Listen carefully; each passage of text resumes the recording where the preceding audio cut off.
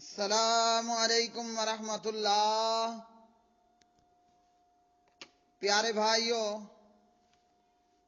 اور میری معززات ماؤں بہنوں، ترجمہ و تفسیر القرآن الکریم سبق نمبر ہے 13، سبق نمبر 13۔ اعوذ باللہ من الشیطان الرجیم۔ وَمِنَ النَّاسِ مَن يَقُولُ آمَنَّا بِاللَّهِ وَبِالْيَوْمِ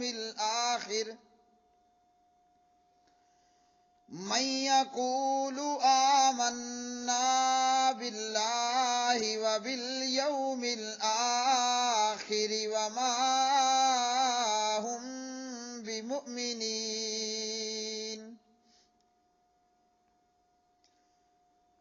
يُخَادِعُونَ اللَّهَ وَالَّذِينَ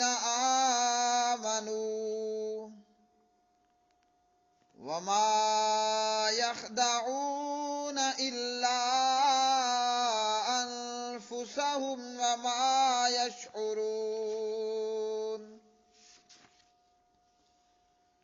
فِي قُلُوبِهِم مَّرَضٌ فَزَادَهُمُ اللَّهُ مَرَضًا وَلَهُمْ عَذَابٌ أَلِيمٌ بِمَا كَانُوا يَكْذِبُونَ۔ اور لوگوں میں سے کچھ وہ ہیں جو کہتے ہیں ہم اللہ تعالی پر اور آخرت کے دن پر ایمان لائے، حالانکہ وہ ہرگز مومن نہیں۔ اللہ تعالی سے دھوکہ بازی کرتے ہیں، اور ان لوگوں سے جو ایمان لائے حالانکہ وہ اپنی جانوں کے سوا کسی کو دھوکہ نہیں دے رہے اور وہ شعور نہیں رکھتے۔ ان کے دلوں ہی میں ایک بیماری ہے، اللہ تعالیٰ نے انہیں بیماری میں اور بڑھا دیا، اور ان کے لیے دردناک عذاب ہے اس وجہ سے کہ وہ جھوٹ کہتے ہیں۔ وَمِنَ النَّاسِ، اور بعض لوگ، من وہ ہیں جو یقول کہتے ہیں آمنا باللہ ہم ایمان لائے اللہ پر، وبالیوم الآخر اور یوم آخرت یعنی آخرت کے دن پر، حالانکہ ما ہم نہیں ہے وہ بمؤمنین ایمان لانے والے۔ یخادعون اللہ وہ دھوکہ دیتے ہیں اللہ کو، والذین اور ان لوگوں کو جو آمنو ایمان لائے، اور ما یخدعون نہیں وہ دھوکہ دیتے الا مگر انفسہم اپنے آپ ہی کو، وما یشعرون اور وہ شعور نہیں رکھتے۔ فی قلوبہم ان کے دلوں میں مرض بیماری ہے، فزادہم اللہ سو بڑھا دیا ان کو اللہ تعالی نے مرضا بیماری میں، وَلَهُمْ اور ان کے لیے عذاب ہے، علیم بڑا دردناک، بما بسبب اس کے کہ کانو تھے وہ یکذبون جھوٹ بولا کرتے۔ پیارے بھائیوں، اس سے پہلے کی آیات میں کافروں کا ذکر ہوا، اور اس سے پہلے کی آیات میں اللہ رب العالمین نے ایمان والوں کی صفات بیان کی، اور ان آیات کے اندر اللہ رب العالمین منافقوں کا تذکرہ کرتے ہیں۔ منافق لوگ، اور یہ تقریباً 13 آیتیں ہیں۔ ان 13 آیات کے اندر اللہ رب العالمین نے منافقوں کا ذکر کیا۔ نفاق کے معنی یہ ہے کہ خیر کو ظاہر کیا جائے اور شر کو چھپایا جائے، خیر کو ظاہر کیا جائے اور شر کو چھپا لیا جائے، اوپر کچھ اندر کچھ اور، چمڑی کچھ اندر کچھ اور اس نفاق کی کئی قسمیں ہیں۔ ایک یہ ہے کہ عقیدے کے اندر منافقت پایا جانا، اور عقیدے کا نفاق ہمیشہ ہمیشہ کے لیے جہنم میں لے جانے کا سبب ہے، بلکہ جہنم کے اندر بھی سب سے نچلا ترین درجہ، جیسے اللہ رب العالمین نے فرمایا ان المنافقین فی الدرک الاسفل من النار، جو عقیدہ اعتقاداً نفاق رکھے گا وہ ہمیشہ ہمیشہ کے لیے جہنم جائے گا، اور جہنم میں بھی بدترین درجہ، سب سے نچلا درجہ پائے گا۔ دوسرا نفاق ہے وہ عملی نفاق، جو کہ کبیرہ گناہ ہے، اور اس کے تعلق سے پھر نبی علیہ الصلوۃ والسلام نے اپنی احادیث کے اندر منافقین کی نشانیاں بھی بیان کر دیں، جیسا کہ حضرت ابو ہریرہ رضی اللہ تعالی عنہ راوی ہیں، اور یہ روایت ہے صحیح بخاری میں 33 نمبر پر، مسلم میں 59 نمبر پر۔ پیارے نبی صلی اللہ علیہ وسلم نے فرمایا آیت المنافق ثلاث، منافق کی 3 نشانیاں ہیں، بلوغ المرام کتاب الجامع ہے۔ فرمایا اذا حدث کذب، منافق کی پہلی نشانی، جب وہ وعدہ کرے تو وعدہ خلافی کرے، یعنی منافق کی یہ صفت ہے کہ منافق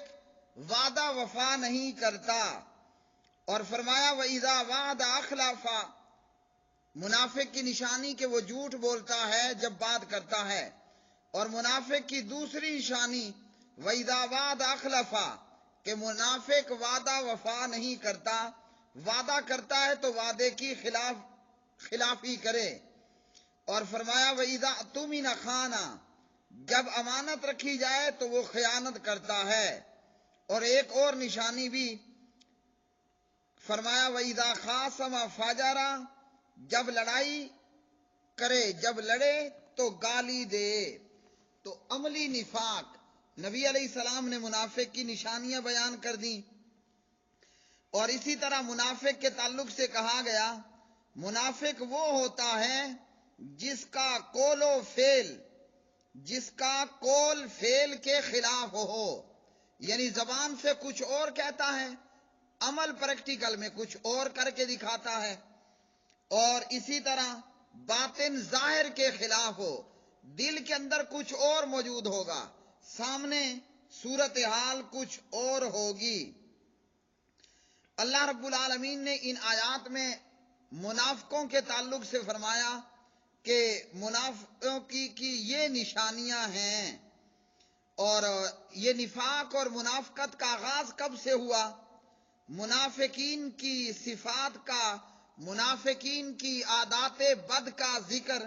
مدنی صورتوں میں آیا ہے،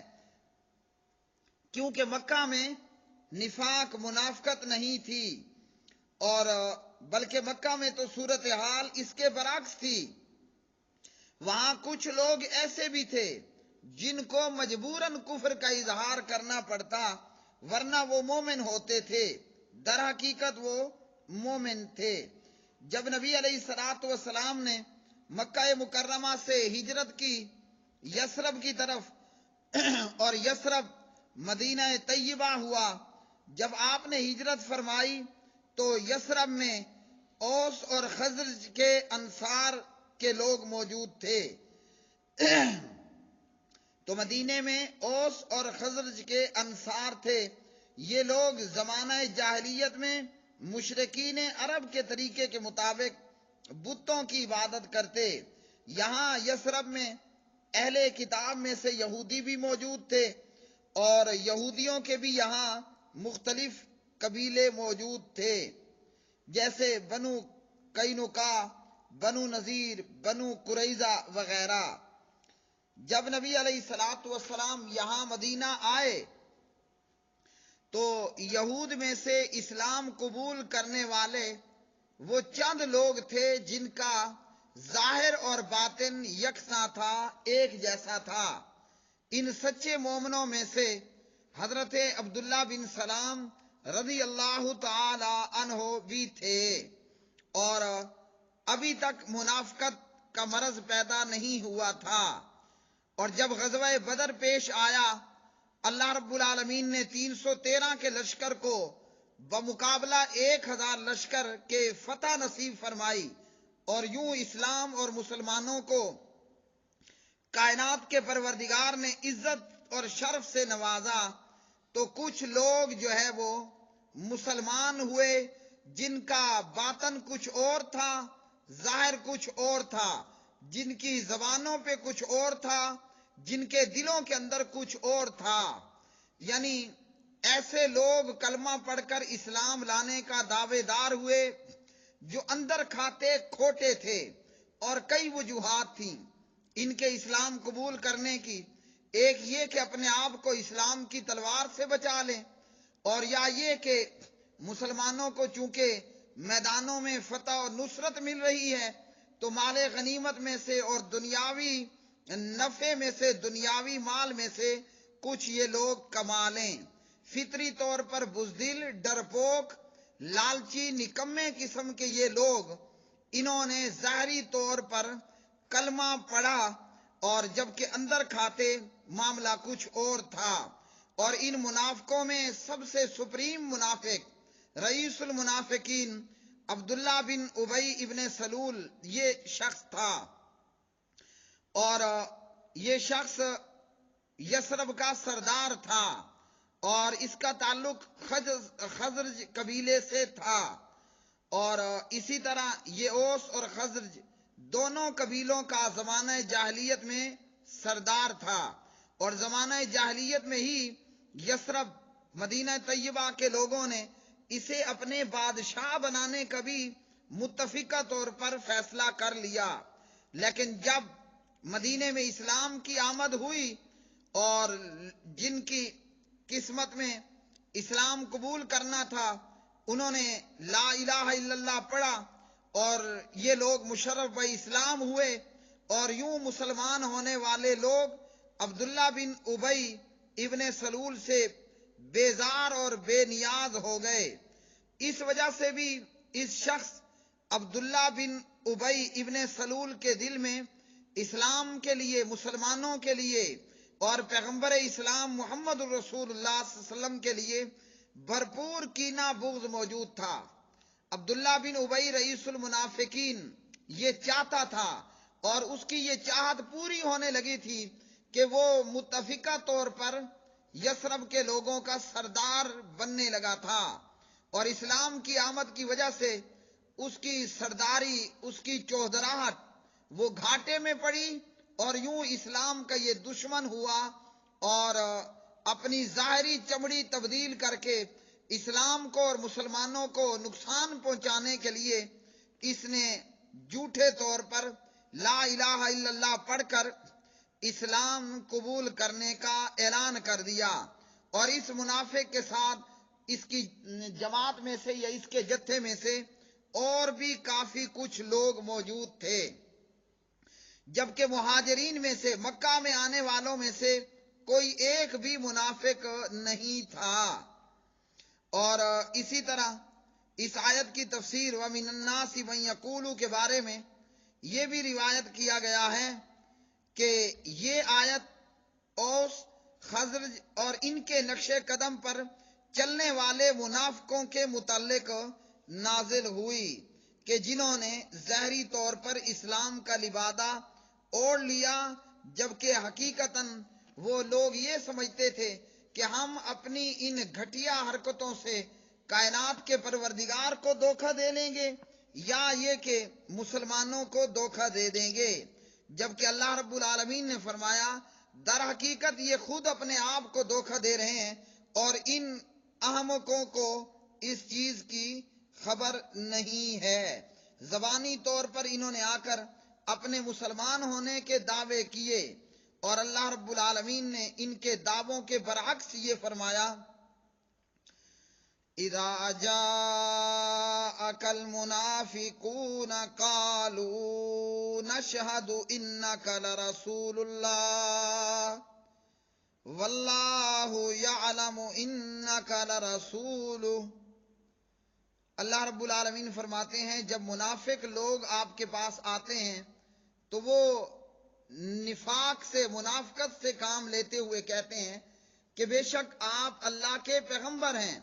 اور اللہ جانتا ہے کہ در حقیقت آپ اللہ کے پیغمبر ہیں۔ ہاں، منافق جو ہیں وہ جھوٹ بول رہے ہیں، یعنی ان کی زبان پر تو شہادت کے کلمات ہیں لیکن ان کا دل جو ہے وہ آپ کی نبوت اور رسالت کے تعلق سے خالی ہے۔ اور اسی طرح ظاہری طور پر کلمہ پڑھنا اور دلوں میں کچھ اور رکھنا، کیا وجہ تھی کہ ہم جب ظاہری طور پر کلمہ پڑھ لیں گے ہمارے خون بچ جائیں گے، ہماری جانیں بچ جائیں گی، ہمارے مال و اسباب بچ جائیں گے۔ اگر کلمہ نہ پڑھا گردن کٹ جائے گی اسلام کی تلوار آگے، یا یہ کہ ہمیں جزیہ دینا پڑے گا اور مال و اسباب سے جو ہے وہ ہم محروم کر دیے جائیں گے۔ اور اسی طرح ظاہری طور پر کلمہ پڑھنے کا فائدہ یہ ہوگا کہ ان کو مال غنیمت میں سے اور دیگر اموال میں سے مال بھی ملتا رہے گا۔ یوں ان احمقوں نے یہ سمجھا کہ ہمارا ہر طرف فائدہ ہی فائدہ، یعنی ہماری پانچوں گھی میں ہوں گی، پانچوں کی پانچوں انگلیاں گھی میں ہوں گی، ہم فائدے ہی فائدے میں رہیں گے۔ تو اللہ رب العالمین نے فرمایا فزادہم اللہ مرضا، پس اللہ نے ان کی بیماری بڑھا دی اور ان کے لیے دردناک عذاب ہے اس بنا پر کہ وہ جھوٹ بولتے تھے۔ ایک ہے کھلم کھلا اسلام کا انکار کرنا، کفر کرنا، ایک ہے ظاہری طور پر تو کلمہ پڑھنا لیکن دل کے اندر کفر کرنا۔ یہ ظاہراً کافر ہونے سے بھی زیادہ گھٹیا حرکت ہے، اس لیے منافق وہ کافر سے بھی زیادہ ذلیل اور گیا گزرا اور بدبخت اور زیادہ عذاب کے لائق ہوتا ہے۔ یہاں مرضا سے مراد نفاق کی، منافقت کی بیماری ہے کہ ان کے دلوں کے اندر نفاق ہے اور منافقت کی بیماری ہے۔ اسی طرح رئیس المنافقین کے حوالے سے حضرت عمر بن خطاب رضی اللہ تعالی عنہ نے عرض کی کہ یا رسول اللہ صلی اللہ علیہ وسلم مجھے اجازت دیں میں عبداللہ بن ابی بن سلول کی گردن کاٹ دوں۔ نبی علیہ السلام نے فرمایا دعہو، چھوڑ دو، لا يتحدث الناس ان محمدا یقتل اصحابہ، کہ لوگ یہ کہنے لگ جائیں گے کہ محمد صلی اللہ علیہ وسلم تو اپنے ہی ساتھیوں کو قتل کر دیتا ہے۔ صحیح بخاری حدیث نمبر 4905، صحیح مسلم حدیث نمبر 2584، جامع ترمذی حدیث نمبر 3315۔ پیارے بھائی، اور عبداللہ بن ابی ابن سلول کھلم کھلا منافق تھا اور ہر موقع پر اس کی منافقت ایک عام مسلمان پر بھی آشکار ہوئی۔ غزوہ احد ہے، نبی علیہ الصلوۃ والسلام مکہ والوں کے ابو سفیان کے لشکر 3000 کے لشکر کے مقابلے میں اپنے 1000 بندے لے کر مدینے سے چلتے ہیں، اور جب کافروں کے سامنے پہنچے عبداللہ بن ابی ابن سلول اپنے 300 بندے لے کر جہاد میں آگے بڑھنے سے رک گیا اور واپس مدینے کو پلٹ گئے۔ یہ لوگ مختلف بہانے بناتے ہوئے، اور ان کا نفاق اور ان کی منافقت عام شخص پر بھی واضح تھی، لیکن نبی علیہ السلام کیا فرما رہے ہیں اسے چھوڑ دو، لوگ کیا کہیں گے؟ لوگ یہ کہنے لگ جائیں گے کہ یہ شخص محمد صلی اللہ علیہ وسلم اب تو اپنے ساتھیوں کو بھی قتل کرنے لگا ہے۔ اب اس حدیث کو سامنے رکھتے ہوئے ان لوگوں کے لیے لمحہ فکریہ ہے جو ٹی ٹی پی کے دہشت گرد ہیں یا جو دولت ابلیسیہ، داعش جیسی خبیث تنظیموں سے تعلق رکھنے والے ہیں، اپنے ہی کلمہ پڑھنے والے مسلمان بھائیوں کی جانوں کے در پہ ہیں، اور کلمہ پڑھنے والوں پر سوسائڈ کرنے والے، کلمہ پڑھنے والوں پر بم دھماکے اور بارود پھاڑنے والے، جس پیغمبر کا کلمہ ان لوگوں نے پڑھا ہے اور جس پیغمبر کی نبوت اور رسالت کا یہ لوگ ٹی ٹی پی ہوں یا دولت ابلیسیہ، داعش ہو، ان کے یہ دعوے کہ ہم کلمہ پڑھتے ہیں، ہم مجاہد ہیں، ہم مسلمان ہیں، جس پیغمبر کا کلمہ پڑھا وہ رئیس المنافقین عبداللہ بن ابی ابن سلول جیسے منافق کی گردن کاٹنے کی اجازت نہیں دیتا، تو کیا وہ پیغمبر یا اسلام یہ اجازت دے گا کہ ہم معصوم بے گناہ لوگوں کی جانوں کے در پہ ہوں یا ان فورسز کی جانوں کے در پہ ہوں جو اسلام اور مسلمانوں کی محافظ ہیں اور حفاظت کرنے والے ہیں؟ ان آیات بینات کے اندر اللہ رب العالمین نے فرمایا، جس سے ہمیں یہ درس ملا، اگر کوئی بے وقوف اور احمق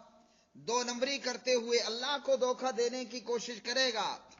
اللہ کو تو کوئی دھوکہ نہیں دے سکتا، وہ تو ہمارا خالق اور مالک ہے، کائنات کا پروردگار ہے۔ ایسا بندہ خود اپنے آپ کو دھوکے میں مبتلا کرنے والا ہے۔ وآخر دعوانا ان الحمد للہ رب العالمین۔